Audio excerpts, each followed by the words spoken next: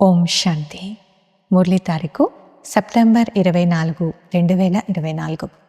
బాప్దాదా గారి సాకారవాణి. బాబా చెప్తున్నారు, మధురమైన పిల్లలారా, మీరు ఎంత సమయం తండ్రి స్మృతిలో ఉంటారో అంత సమయం సంపాదనే సంపాదన. స్మృతి ద్వారానే మీరు తండ్రికి సమీపంగా వస్తూ ఉంటారు.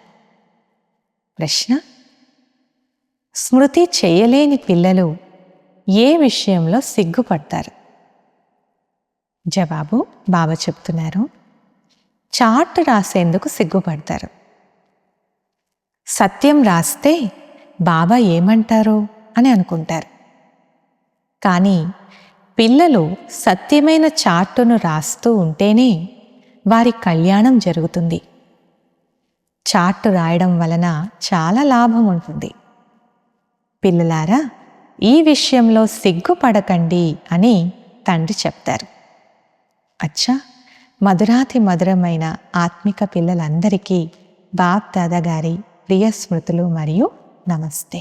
ధారణ కొరకు ముఖ్య సారం. మొదటి పాయింట్: 21 జన్మల వరకు పదమాల సంపాదన జమ చేసుకునేందుకు నేరుగా ఈశ్వరీయ సేవలో సర్వస్వము సఫలం చేయాలి.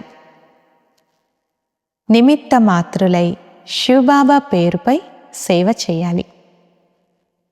రెండో పాయింట్: స్మృతిలో ఎంత సమయం కూర్చుంటారో అంత సమయం బుద్ధి ఎక్కడికెక్కడికి వెళ్తోందో చెక్ చేసుకోవాలి.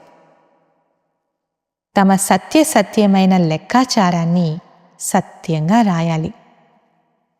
నరుడి నుండి నారాయణుడిగా అయ్యేందుకు తండ్రి మరియు వారసత్వం స్మృతిలో ఉండాలి. ఈరోజుటి వరదానము: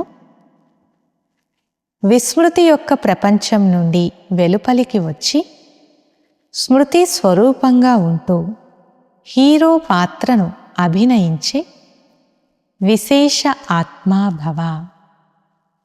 వివరణ: ఈ సంగమ యుగం స్మృతి యొక్క యుగం, కలియుగం విస్మృతి యొక్క యుగం. మీరందరూ విస్మృతి యొక్క ప్రపంచం నుండి వెలుపలికి వచ్చారు.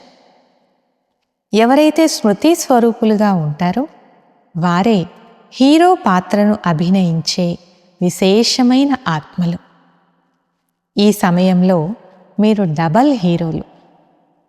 ఒకటేమో వజ్ర సమానం విలువైన వారిగా అయ్యారు, రెండవది హీరో పాత్ర చేస్తున్నారు.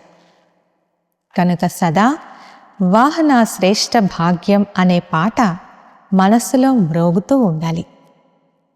ఎలాగైతే దేహం యొక్క కర్తవ్యం గుర్తుంటుందో అలా నేను శ్రేష్టమైన ఆత్మను అనే ఈ అవినాశి కర్తవ్యం గుర్తుంటే అప్పుడు విశేష ఆత్మలని అంటారు. స్లోగన్: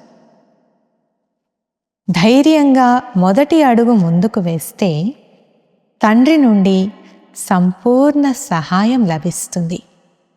అచ్చా, ఓం శాంతి.